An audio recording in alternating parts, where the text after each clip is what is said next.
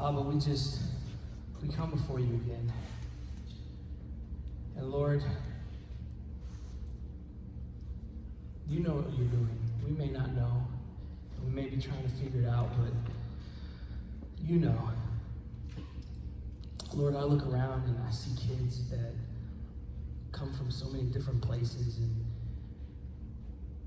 you just want to love on them, change them. Abba, I pray that you'll use me. Move me out of the way and speak through me. In your name I pray. Amen. Okay, we're going to start. If you have your Bible, go ahead and open up to Matthew chapter 4. We're going to look at about 3 verses today. So before I get started, though, I want to ask, how many of you guys have your rock that your counselors gave you, or your stone? Do you have it on you? All right, if you have it on you, show me. Show me real quick so we can see. What color are you? Yellow? Red? Blue? Purple? Orange, yellow? Yellow? What are you? Purple? Blue? Okay. All right. Today we're actually going to talk about those stones and why you have them. And please keep them, because at the end you're going to need them, especially on Thursday and Friday. I want to start off, we're going to look at a video really quick. It's from, I believe it's from Infinity War. All right, so we're going to just look at a clip real quick, and then we're going to kind of dive right into what I'm going to talk about. Okay? So dead brother, huh? Yeah, pretty annoying. Well, he's been dead before. You know, this time I think it might be true. We were raised together. We played together. We fought together. Do you remember none of that? I remember you tossing me into an abyss. I was and should be king. What would you like me to say? You faked your own death. You stole the throne, stripped Odin's power, stranded him on Earth to die, releasing the goddess of death. I said enough. Would you like me to go back further than the past 2 days? Okay, I thought the world of you. I thought we were going to fight side by side forever, but at the end of the day, you're you and I'm me. I don't know, maybe they're still good in you, but let's be honest, our paths diverged a long time ago. Yeah. It's probably for the best that we never see each other again. That's what you always wanted. And you said your sister and your dad, Both dead. but still got a mom, though? Killed by a dark elf. The best friend? Stabbed through the heart. We are all dead. Can you not see it? You know, I'm 1,500 years old. I've killed twice as many enemies as that, and every one of them would rather kill me than none succeed. I'm only alive because fate wants me alive. Thanos is just the latest in a long line of bastards, and he'll be the latest to feel my vengeance. Fate wills it so. And what if you're wrong? Well, if I'm wrong, then what more could I lose?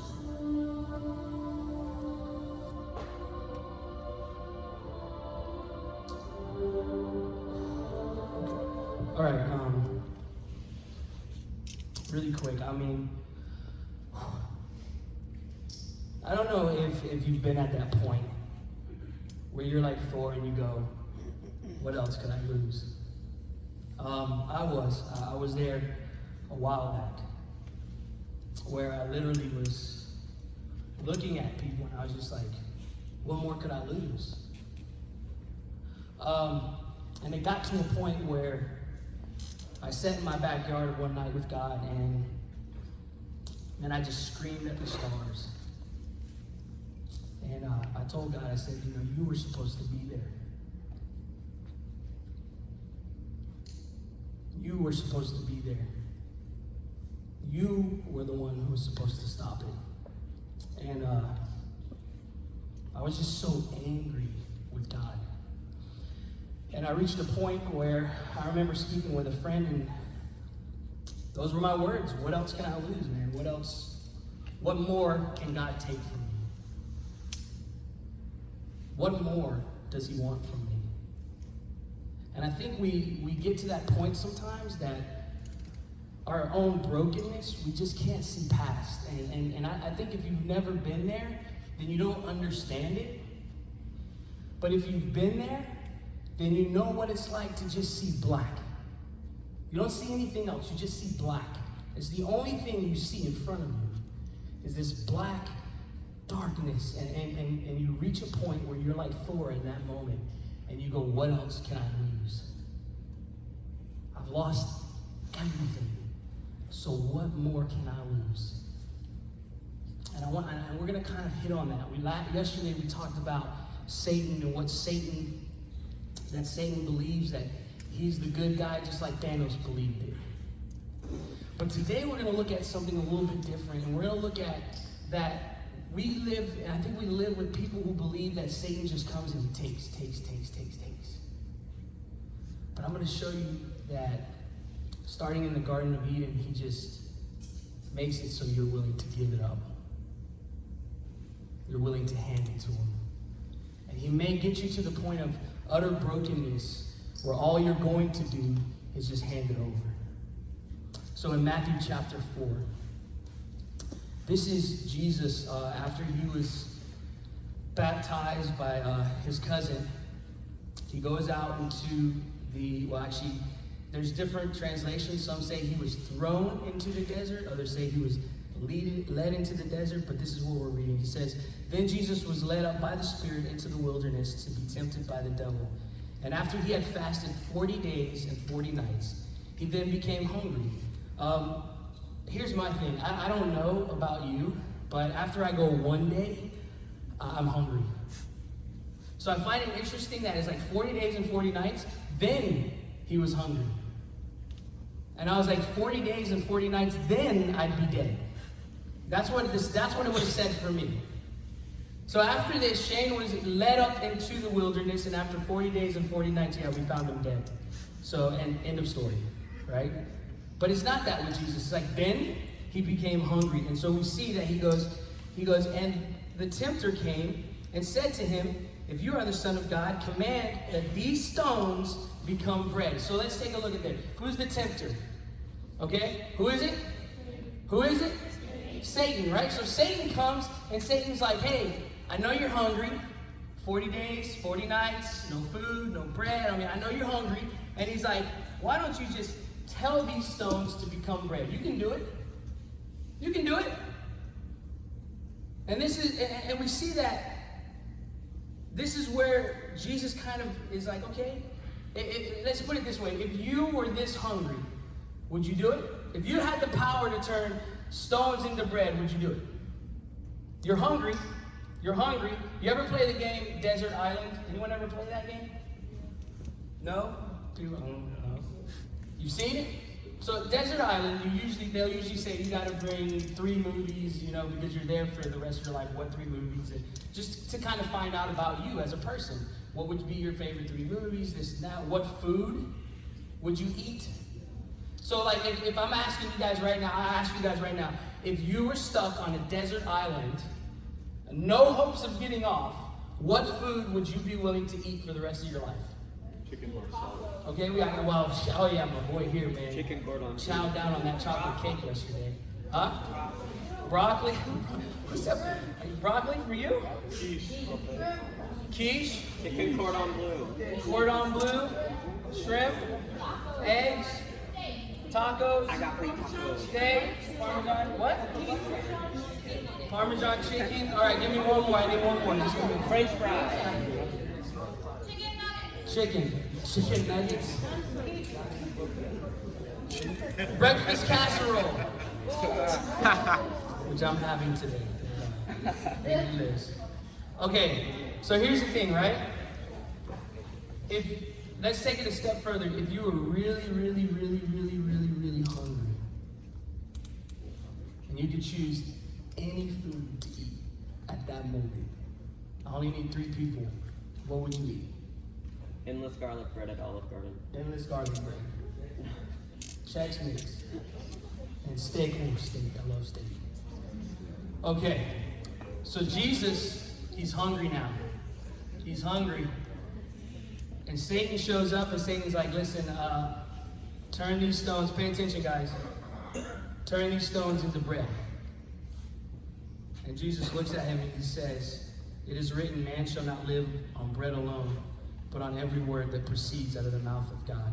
The very first thing Satan attacked in that moment was the fact that he knew he's hungry, he's weak, he's gonna make a bad choice.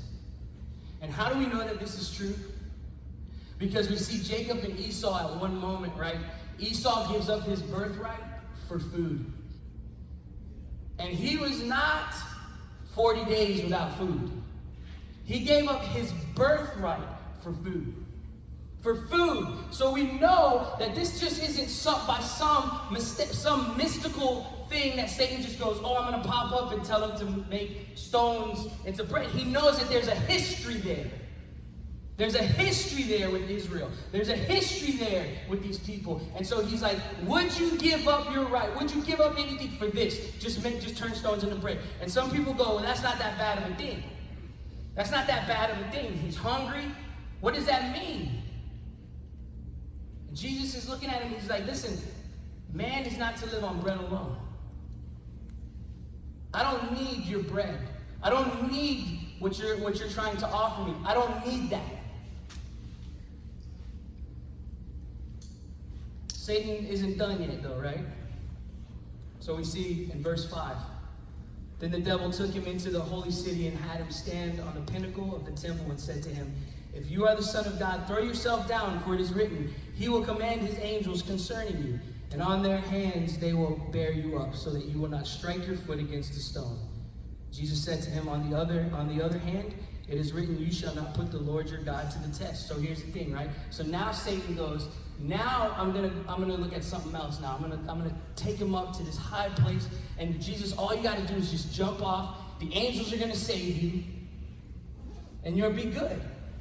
See, here's the thing, at the pinnacle, there's a lot of people looking on. So if he was up there and he jumped, there's a lot of people looking. And if all of a sudden you see this man floating down from heaven and he lands in front of you, what would you do? What would you do? Would you be like, oh, we see that every day? Or would you be like, whoa, what in the world was that? This guy jumped, and he floats down. Satan wants him to already show himself in front of a bunch of people. And Jesus is like, nah, it doesn't work that way. Don't tempt. Don't test the Lord your God. Satan's not done though. Again, the devil took him to a very high mountain and showed him all the kingdoms of the world and their glory.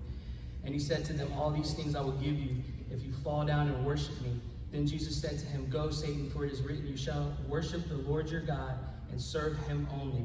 Then the devil left him, and behold, angels came and began to minister to him. Listen, that last test was probably one of the most important tests. I had a conversation with Israel, and we were talking actually about this very verse.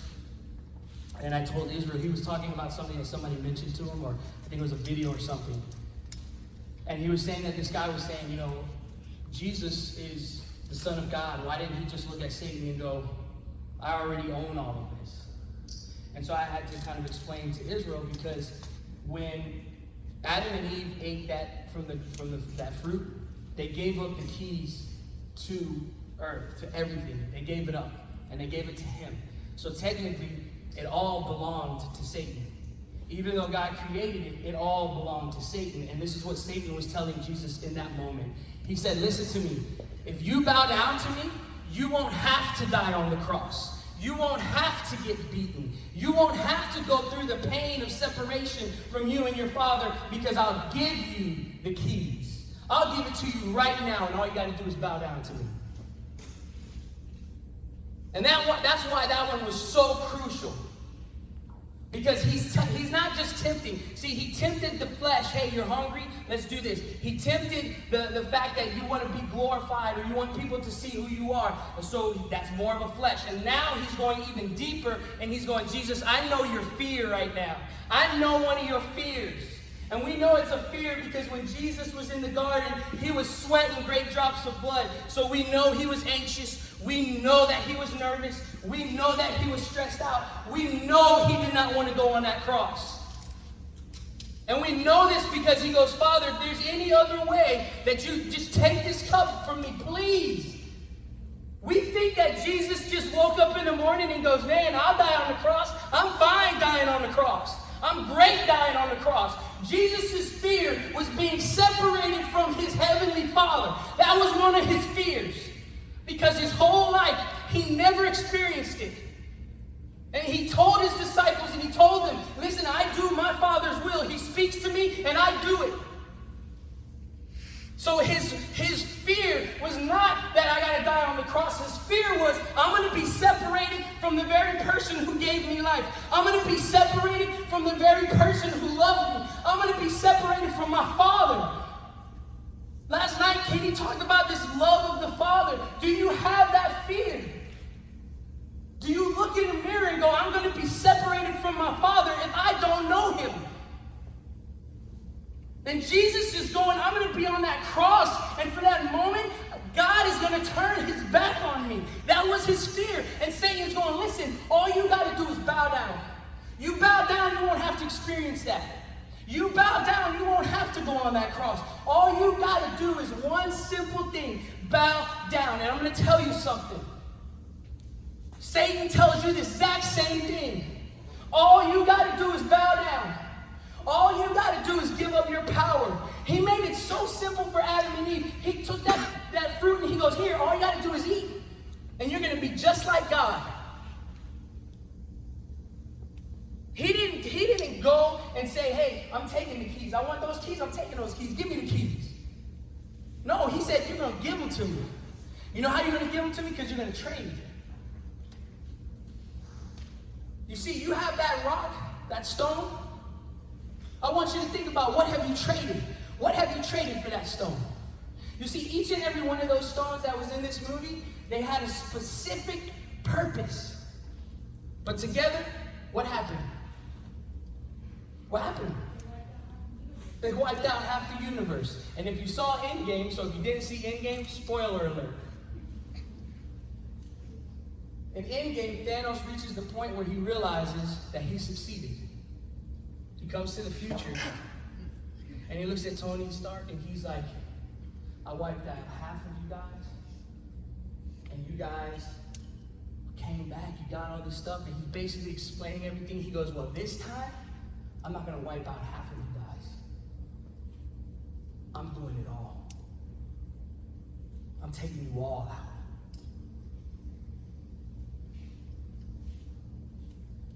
I want you to understand something.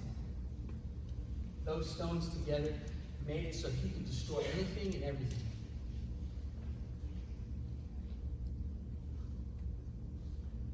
But I want to ask you a question. If you have that stone and you have this thing, what are you willing to trade for it? What are you willing to trade? So let's look at some of the stones. So we got the stones here, right? So let's look at them. So you have 6 stones, right? Each one with a specific purpose. All right? So you got the space stone, which is blue. So if you're blue, you are the space stone. You have the power over space. You can create a portal from one universe to the other. If you're yellow, you're the mind stone. The mind stone, the user can control other people's minds. So if you have that, that's what you have. That's your power. If you have the reality stone, that's the power to manipulate matter.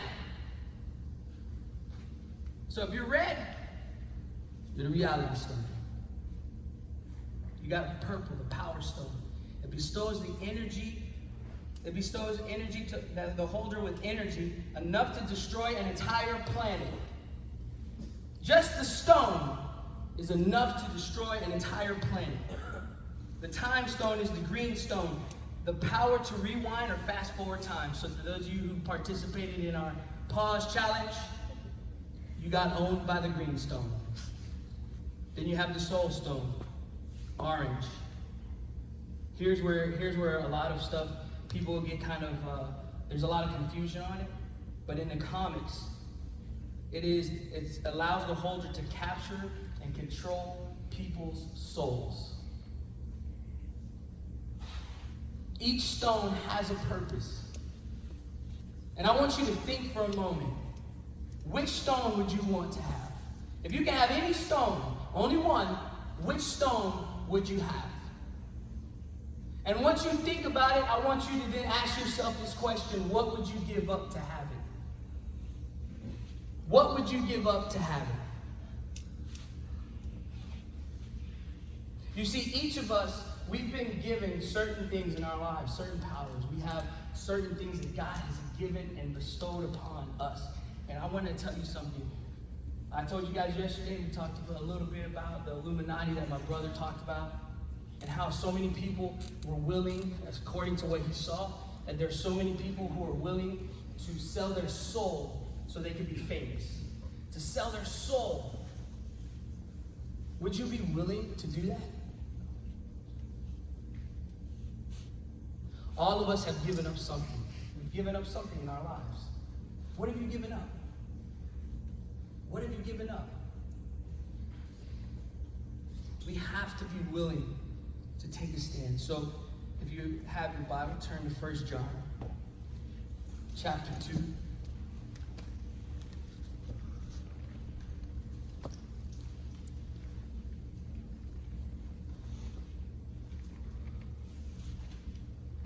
Starting in verse 16, or only 16. For all that is in the world, the lust of the flesh and the lust of the eyes and the boastful pride of life is not from the Father, but from the world. Satan is the prince of the power of the air. That's what it says. This is his kingdom. And all of those things are from the world. The interesting thing is you got the soul stone, the mind stone, you got all these stones, right? And Satan wants to have it. He wants to have your soul. He wants to have your mind. The Bible talks about these fiery darts being constantly thrown at you. The Bible also talks about us putting on the armor of God so we can protect our hearts. We can protect those things, right? So just like what we're seeing with these stones, and we see how Thanos wants the stones, Satan wants your soul. He wants your mind. He wants your heart. He wants your desires. Those are the things he wants. And so he offers you things that he knows you want in exchange. In exchange. Thanos took it by force. Satan's not going to take it by force. You're going to willingly give it up. And some of you have already given up certain things in your life. So I'm going to tell you something, right? The world says it's okay for you to live like how you want to live, to sin, to do all this stuff. The world tells you it's okay. For those of you, I mean, you guys are teenagers. We could be real. That, you know, Kenny was saying, keep it real. We could be real. Some of you lost your virginity. Some of you've given up love, and you've given up all these things. For what? What did you sacrifice to get that? And you wonder, I told my youth group, I told Reckless, I said, listen, you want to know why you saved yourself from marriage? Because you honored God. That's why. It's not because you can get an STD. It's not because it is. It's because you honor God. I honor God with my mind. I honor God with my body. And one day you're going to have a future wife. You're going to have a future husband. You honor your future husband and your future wife. You honor them. But we gave it up for something that's temporary. For something that's temporary, you gave it up. Because a guy said, I love you. Because a girl said, I love you. You gave it up. And so in return, you've given up your soul. You've given up your mind. You've given up your heart. You gave it up. Satan didn't come and take it from you. He didn't come and go, give me that stone. He offered you something, and you said, you know what, I'm going to give you this in exchange for that. And then you end up looking back going, man, I regret it. But you can't go back. You may have the stone, but you can't go back. What have you given up? What have you given up? What are you willing to give up? Are you willing to really look at me and say, it's okay, Shane. It's okay. It's okay that I gave this up. It's okay that I did this. That's okay. God will forgive me. Absolutely, he will forgive you. But just like David, and he learned it in the hard way, there are consequences for your actions. Some of you, you say, here, for this moment, I give you this. Some of you gave up. Some of you girls, especially girls, are pretty much, it happens a lot. You gave up your heart, you gave up to this guy, and then this guy goes and he crushes it, and now you don't know what to do. Now I hate guys, man. They're horrible people.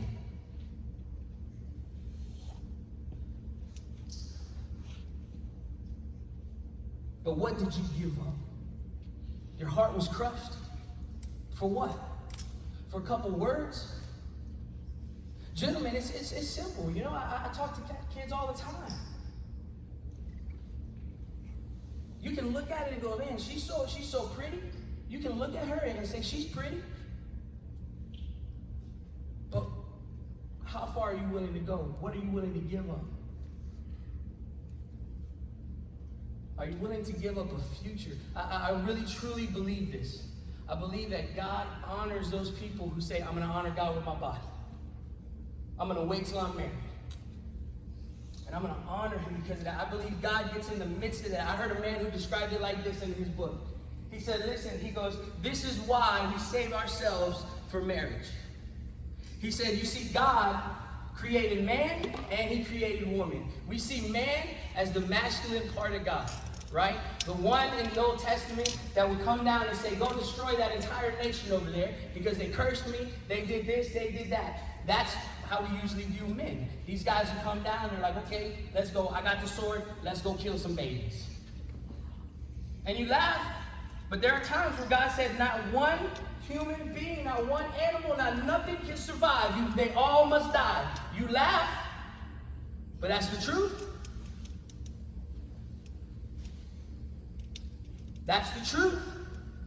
And the woman, well, she's the love of God. She's the compassion of God. And so this man, he said it like this. He said, when the two become one, when they come into the confines of marriage and they have honored God with their bodies, they have honored God and said, I will wait until I am married. God comes into the house. When the two become one, they are God in the house. Because you have the masculine side of God and you have the love of God coming together. And he goes, and now you have something that no man can tear apart. But when we dishonor God with our disobedience, when we dishonor God by not honoring the confines of the marriage bed, we no longer have the opportunity to have God come into the house until we go back and we repent and we fall to our knees and we ask for forgiveness, not just from God, but from our partner as well. I want you guys to understand this. Are you willing to give it up? That rock that you have, that stone, you gave up something for it. And that's why you're going to hold on to it. That's why you're going to hold on to it for this week. Because I want you, every time you see it, and every time you hold it, to think about, what did I give up? What did I give up? What did I lose? You willingly gave it up. What did I give up? We're going to end with this scripture real quick.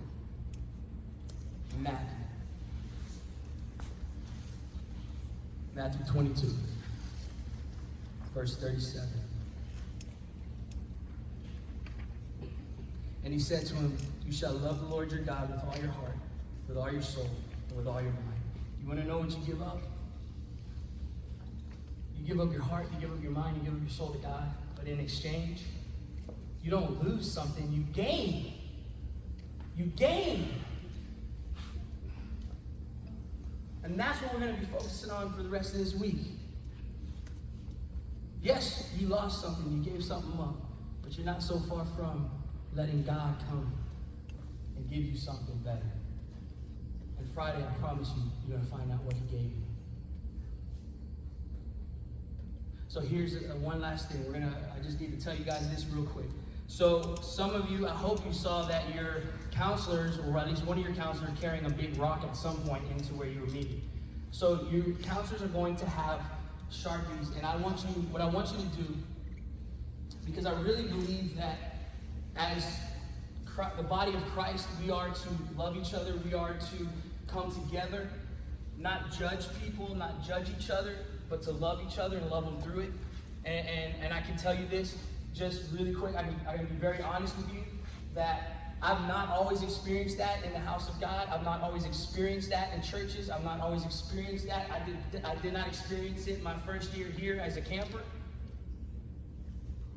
I did make some great friends, but I did experience certain things that was okay here at that time when I came, and I experienced it, and you would think, why would you come back? But because I came back, we do see blacks and Hispanics here. So that's what you get sometimes. Okay? And just so you know, I'm going to date Jason right now. Jason was my first counselor. So Jason will tell you that I was the one sneaking out the window at night, knocking out the screen. He will tell you that. But I want to say this, guys. I say this because since you do have a team, you're on a team, you're in a cabin, your counselors want to pray over you. They want to pray for you. You don't have to write your name, but what I want you to do is that rock is there, and I want you writing on it what you gave up, what you lost. So your counselors can pray over it. We can pray over it. You can pray together as a group over it.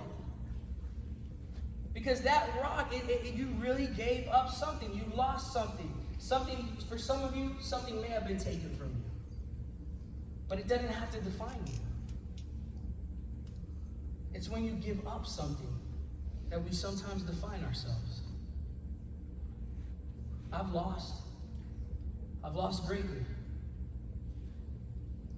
I've wept. And I've given up things. But I had an amazing father who came down and said, here, I want to give you something now. So today, you guys can start doing that. Just write on it. They'll have Sharpies that you can write on the rock. If you don't want people around when you're writing, that's fine. You don't have to. But that rock is there so you guys can think about it. You can see it. You can read it. Because sometimes we got to put it down so we can see it.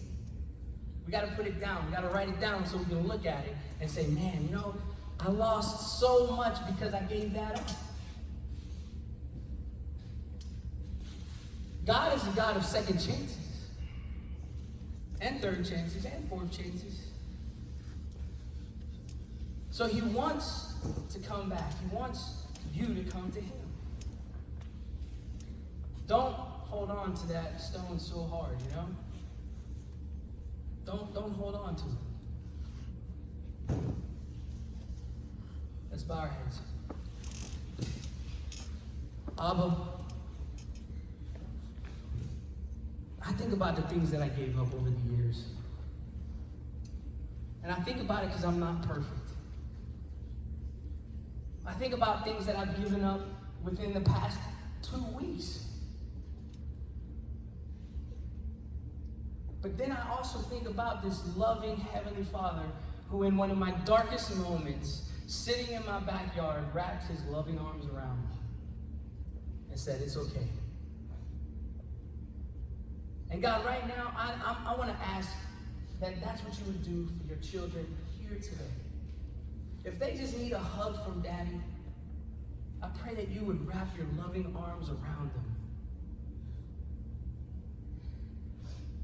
Don't let them hold on to the things that they've given up, to the past, to all of this other stuff. Lord, help them move forward and run to you. Help them to grab a hold of you. thank you for the counselors who are here, who love these kids, who care about these kids, who some of them gave up vacation time to be with these kids. Bless the counselors. Use them. Let them be your mouth. In your name I pray. Amen.